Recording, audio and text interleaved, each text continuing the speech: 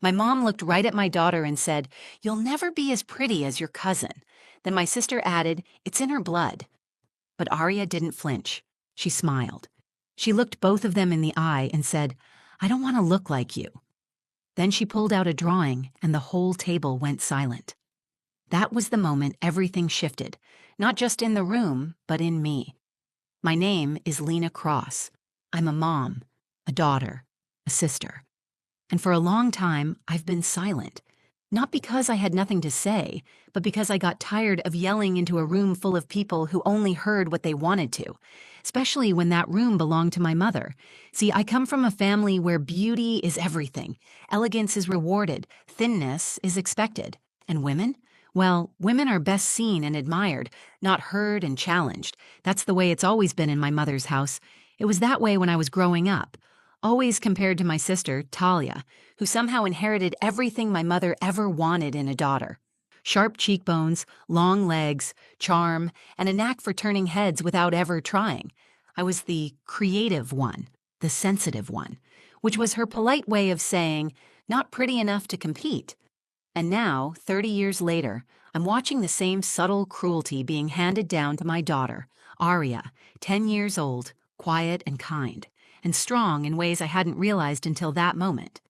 Arya is not like her cousin Sienna. Sienna is 11, going on 25. Straightened hair, lip gloss, ballet classes, designer sneakers. She's sweet, but she's a mirror of the legacy my mom praises: poise, polish, and good genes. Arya, on the other hand, has wild curls she refuses to tame. She wears mismatched socks. She spends hours drawing in her sketchbook instead of rehearsing for a recital. She once told me she didn't want to be a princess when she grows up. She wanted to be a truth teller. I didn't know what that meant at the time, but I do now. It happened on a Sunday. We were at my mom's house for our usual monthly lunch. The roast was in the oven. The table was too formal. Everyone wore the mask they always wore, and the air was thick with unspoken judgments. My sister Talia was going on about how Sienna had been asked to model in some children's boutique shoot. She pulled out her phone and passed it around. "Oh, look at this one," she said, grinning. "She just looks expensive, doesn't she?" My mom gushed. "She's got that Cross family beauty. Not everyone's that lucky." I kept my head down. Arya sat beside me, flipping through a sketchbook in her lap. Then my mom turned to her, and with a tone that was almost casual, almost harmless, she said, "You know, sweetheart, you'll never be as pretty as your cousin." I froze. My fork clinked against the plate. I waited for someone else to say something, anything, but they didn't. Talia just smiled and added, "It's in her blood. Some girls just get the glow." That was it. No one gasped. No one objected, because this wasn't shocking to them. It was normal. But what happened next? That was not normal. Arya closed her sketchbook and looked at them both, calm, collected, not angry. She just smiled and said, "I don't want to look like you." Then she reached into her backpack, pulled out a folded sheet of paper, and laid it right in the center of the table. It was a drawing, and when they opened it, when they saw what she'd drawn, no one at that table had anything left to say. Not my mom, not my sister, not even Sienna. Just silence. Because sometimes a child's truth, spoken with a pencil and a little bravery, can cut through years of cruelty louder than any scream. I used to love Sundays, not because of the food or the family, but because, for a while, they felt like a ritual of peace, a day to reset, to breathe. But not when they were spent at my mother's house. Every first Sunday of the month, we drive out to Delilah Cross's home in Savannah. From the outside, it's charming. White porch swing, tall hydrangeas, a neat garden full of lavender and roses. But inside, it's all tension wrapped in lace, the kind of place where nothing is truly warm, even if it smells like freshly baked bread. That house has always had rules, unspoken ones. Don't talk back. Smile when you're insulted. Stay thin. Dress well. And whatever you do, don't show too much feeling. Growing up in that house meant being measured, constantly. Measured against my sister, against my mom's impossible standards, against the version of myself I was supposed to become, but never quite reached. My sister Talia was exactly who my mom wanted me to be. She was born elegant. She had straight blonde hair, perfect skin, and the kind of sharp jawline that turns heads. She learned to hold a teacup just right by age 6. I was the opposite. I had freckles, knobby knees, and a laugh that was too loud for the room. I liked books more than mirrors, drawing more than dance, and comfort over fashion. Mom used to tell me, "Lena, you're not unattractive. You're just better when you try." That was her way of encouraging me. So I stopped trying. By the time I was 16, I realized I'd never be what she wanted. But instead of fighting it, I just got quiet. It was easier. And then, years later, I had Aria. Aria, my wild-haired girl with eyes too big for her face and a heart twice the size of mine. She was born during a storm, both literally and metaphorically. I was a single mom, broke, and completely unsure of myself. The second I held her, I knew one thing. She would never feel like she had to earn my love. I promised myself that. From the beginning, Aria was different. Sensitive, yes, but not fragile. She'd sit for hours in her room, coloring her feelings onto the page when she didn't have words. She never wanted dolls or dresses, just notebooks, sketch pads, and pencils. I raised her to believe her value came from her kindness, her creativity, her voice. I raised her to be free from the weight I carried. But I forgot one thing. I still brought her into the same house that silenced me. At 10 years old, Aria was already starting to hear the same messages I did, just softer, coded in sweet tones, dressed in concern. You'd be so pretty if you smiled more. Maybe wear something that flatters you.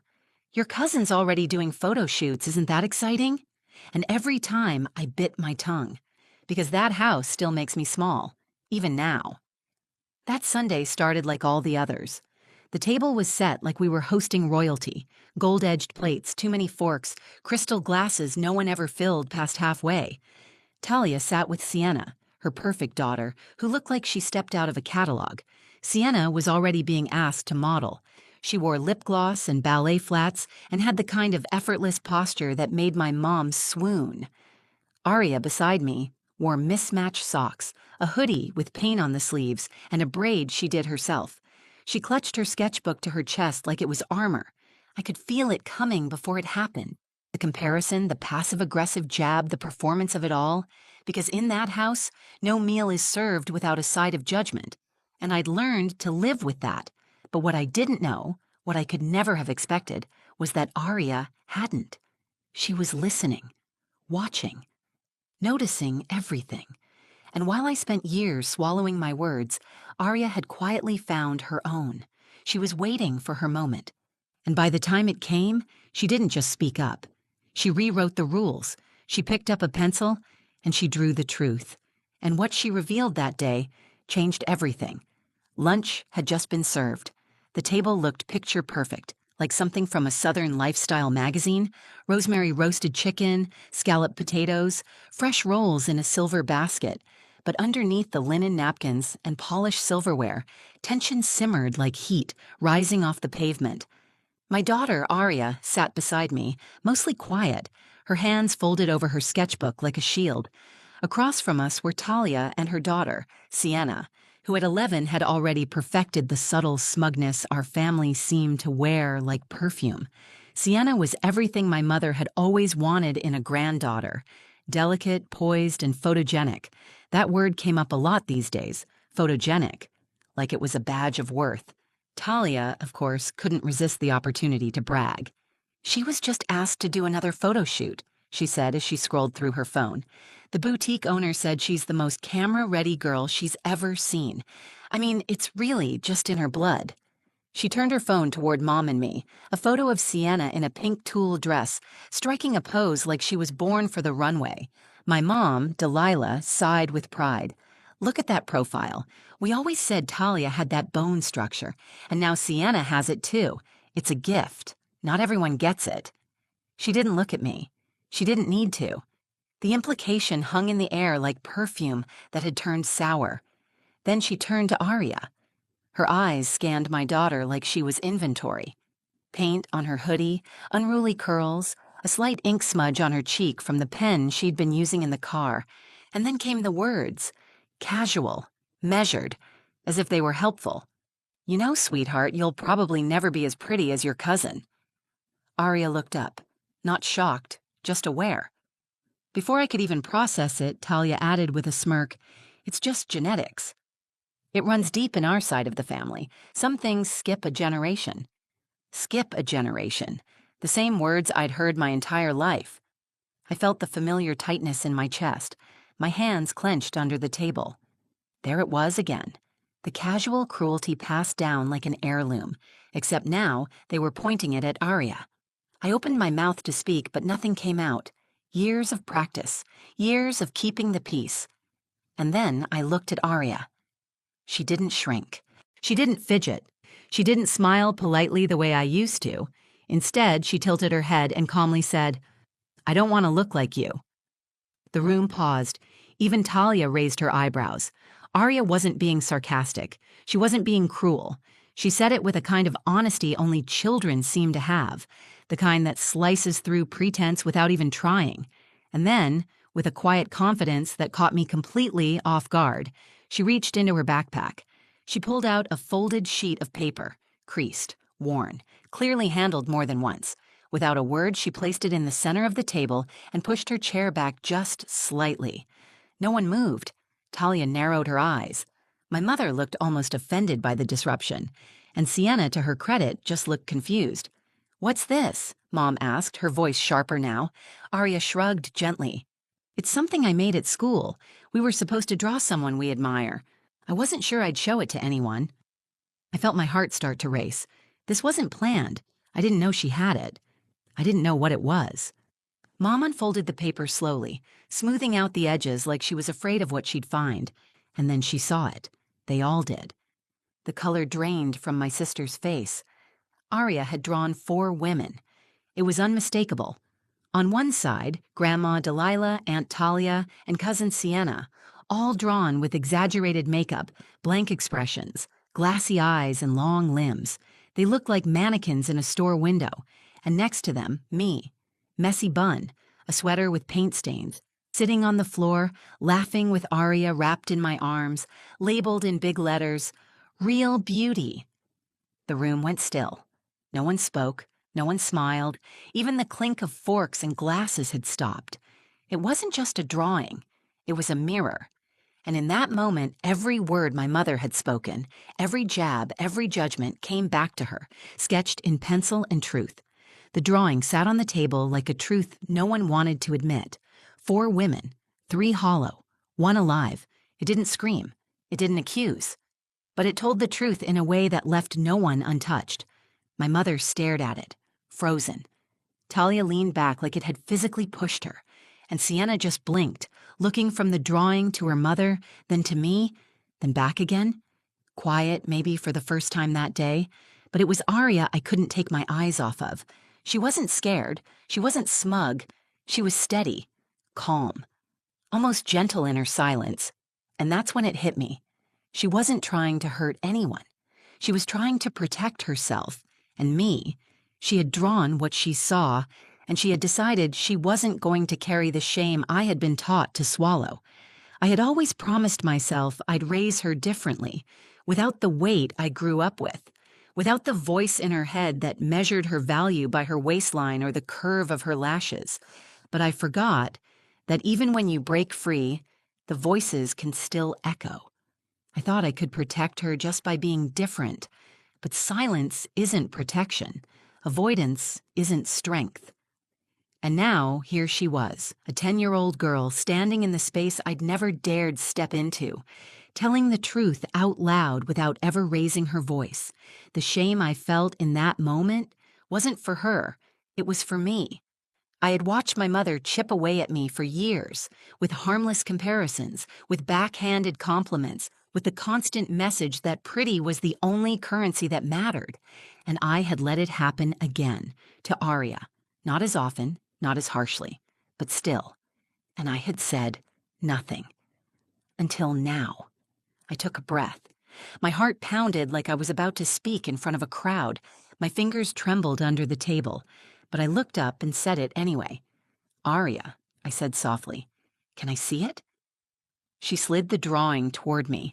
I picked it up and looked at the details I hadn't seen before. My smile wasn't perfect. It was open, crooked, real.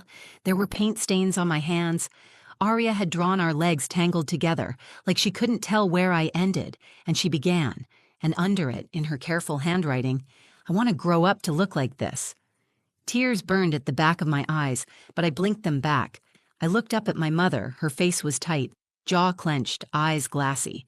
She looked like she wanted to speak but couldn't find the words. Talia crossed her arms and muttered, "It's just a kid's drawing." But even her voice lacked its usual edge. She knew it wasn't just a drawing. I took another breath. "I've stayed quiet in this house for most of my life," I said. "Every time you compared us, every time you made it clear who measured up and who didn't, I let it slide because I thought that was easier than starting a fight I could never win." No one interrupted me, but I'm not going to let that happen to her. I turned to Aria. "I'm so proud of you." She didn't smile. She nodded, small and certain. Then I looked at my mom. "She doesn't need to be pretty by your standards. She doesn't need to be compared to anyone. And I'm not going to sit here and let you teach her otherwise." There it was, not a scream, not a breakdown, just a line drawn in the sand. And I wasn't stepping back. My mother opened her mouth, but then closed it again. She reached for her water glass, took a sip, and said nothing. For once. Even Talia didn't push back. She just stared at her plate. Aria quietly reached for a roll and passed it to Sienna, who took it with a sheepish smile. The moment had passed, but nothing was the same. Something had shifted. Aria had spoken in the only language she trusted, art. And I had finally backed her up, not just in my heart, but out loud. It wasn't just a drawing. It was a decision to stop the cycle, to say, "This ends with us." The silence after I spoke wasn't the cold, brittle kind I grew up with. It was different. This silence was heavy with realization. No one moved. No one reached for the salt. No one tried to change the subject.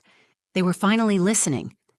For the first time in my life, I had said something in that house that wasn't muted, softened, or reshaped for someone else's comfort. And I hadn't said it with anger. I'd said it with conviction. Aria had given me the courage to do that. I looked down at her drawing again, still sitting between the roast chicken and the scalloped potatoes. The figures were so telling. My mother's stiff posture, Talia's vacant smile, Sienna's doll-like face, all drawn with careful, deliberate lines, not cruel, just honest. And then there I was, laughing in my own skin, paint on my sweater, my arms wrapped around Aria like I didn't care who was watching. That version of me, the one Aria saw, that was who I wanted to be. Talia was the first to break the silence, though not in the way I expected. She leaned in and said, "You know what? Maybe I was harsh. But let's not pretend like this drawing is some grand declaration. It's just a sketch, Lena. She's 10. She said it casually, trying to peel the moment back to something small, manageable, forgettable. But the way her voice wavered betrayed her. Before I could respond, Sienna spoke, quietly. "I think it's beautiful." Everyone turned. She was staring at the drawing, her eyes wide, thoughtful. "Aunt Lena looks really happy in it." Talia stiffened beside her. "Sweetheart, it's okay if you don't understand." "I do," Sienna said. "I like it." It was the first time I'd ever seen Sienna say something that went against her mom or grandma. She didn't look at them for approval. She looked at Aria. "Can you show me how to draw people like that?" she asked. Aria's eyebrows rose. "You want me to teach you?" Sienna nodded. Talia looked like she was trying to swallow a lemon, but Aria, she just smiled and said, "Okay." That moment cracked something open, not a dramatic transformation, no tears or apologies, but the energy in the room changed. And then, my mother, Delilah, did something completely unexpected. She cleared her throat, slowly reached across the table and pulled the drawing toward her again. She studied it like she was seeing it for the first time. Then she looked at me. Her voice wasn't warm, but it wasn't sharp either. "I didn't mean to hurt her," she said. "I thought I was preparing her for the real world." I kept my eyes on her. "You did hurt her and me." She looked down, nodding once, slowly. And then, for the first time in my life, she said the words I'd never thought I'd hear. I'm sorry. Not a performance, not deflected, just that I'm sorry. I swallowed hard. Decades of ache sat at the base of my throat. Arya looked up at me. Did you hear that? I nodded. Yeah, baby, I did. Delilah turned to Arya and said, You're strong. I didn't expect that from you. Arya, ever steady, just said, I know. Another silence followed, but this one wasn't awkward. It was quiet like the air after a thunderstorm, cleansed, unsettled, but full of new space. Eventually, the table returned to normal. Well, a new version of normal. Talia was quieter than usual. Sienna stayed close to Arya, asking questions about sketching. My mother didn't make a single passive-aggressive remark during dessert. And me? I felt like I had taken back a piece of myself I didn't know was still waiting to be claimed. Because that moment wasn't just about Arya standing up for herself. It was about all the things I had never said, all the ways I'd bent myself to stay small in that house, and how, somehow, through a child's drawing, the truth finally got a seat at the table. It's strange how one moment can change the energy in a family, not with shouting, not with a dramatic confrontation, but with something as small and quiet as a drawing from a 10-year-old girl who saw things clearly, maybe more clearly than any of us ever had. We finished lunch that day with fewer words than usual. There were no more jabs, no snide comments disguised as compliments. Just food, some small talk, and a strange kind of stillness that hovered like the scent of something just beginning to bloom. When we got home that evening, Arya immediately went to her room. I gave her space, unsure if she felt relieved, overwhelmed, or completely unbothered. With Arya, you don't always know right away. She feels things deeply but lets them settle on the inside first, like me, except she's better at understanding those feelings than I ever was. A little while later, she came out holding the drawing in her hands. I want you to have it, she said quietly. I looked at her, surprised. You sure? She nodded. Yeah, I think you need it more than they do. And she was right. That piece of paper had done what years of silence never could. It started a conversation, one that didn't end at the table. The next day, I framed it, not as a trophy, not to be hung as some triumphant act of rebellion. I put it on my desk, right where I could see it when I worked, when I doubted myself, or when I started to feel that old voice creeping in again, the one that said I wasn't enough. Because every time I looked at it, I remembered what my daughter saw in me. And that's something no one had ever shown me before. Not my mother, not my sister, not the world, just her. A few days later, I got a call from my mom. I almost didn't answer. Part of me was sure she'd pretend like it never happened, that she'd want to smooth it over, spin it into something harmless. That was always her way. But when I picked up, her voice was different, softer. I've been thinking about that drawing, she said, and about what you said. I didn't realize how much I'd passed down without even meaning to. It wasn't a full confession, but it was a start. I was taught that being pretty was power, she continued, that being noticed was the only way to survive in a room full of people who'd never listen otherwise. I think I confused survival with value. And there it was, honesty, real honesty. I didn't say much, just listened. That was enough. Since then, things have been different. Not perfect, but quieter, more careful. At our next family dinner, she asked Arya about her art project before commenting on her outfit. Talia didn't bring up Sienna's photo shoot until dessert, and when Arya shared a new drawing of her teacher, my mother actually said, "She's got your smile." No sarcasm, no edge, just a sentence, a bridge. And I've learned that's how healing works. It doesn't always come in one sweeping gesture. Sometimes it comes in fragments. In learning how to speak a new language after decades of miscommunication, Arya still draws all the time, more now than ever. She even started a small sketchbook called The Women I See, where she draws people who inspire her, her teacher, a neighbor, a stranger on the bus, me. And one day she said something that stayed with me since. People think being pretty is about what you wear. But real beauty is what someone feels like when they're next to you. You feel like home. I had to turn away so she wouldn't see me cry. Because for all the years I spent trying to be enough, trying to be seen, trying to be accepted by the people who were supposed to love me most, my daughter already saw me, not for what I looked like, but for who I really was. And more importantly, she saw herself. Clearly, strongly, unapologetically. She didn't just break a cycle that day at the table, she redrew it, on her own terms. So if you're a parent watching this, or a daughter who grew up hearing she wasn't enough, I want to say this. You don't have to keep repeating the story you were given. You can start a new one. You can raise a child who doesn't flinch when someone tries to define her worth. You can raise a child who tells the truth in pencil, in paper, in presence. And that truth will echo louder than anything spoken in judgment. Because the most powerful thing we can teach our daughters isn't how to fit into the world, it's how to redesign it. Thanks for spending this time with me and my story. If it made you feel something, if it reminded you of your own journey, your own childhood, or your own child, then I hope it stays with you a little longer than just today. We all carry things passed down from the people who raised us, but every now and then, someone brave enough, like my daughter, comes along and reminds us that we're allowed to rewrite the script. If this story meant something to you, please like the video, share it with someone who might need to hear it, and leave a comment below. I'd love to know your thoughts or hear your story too. And if you want more honest, emotional, real-life stories like this, don't forget to subscribe to the channel and hit the bell so you never miss one. Thanks for watching, and take care of each other.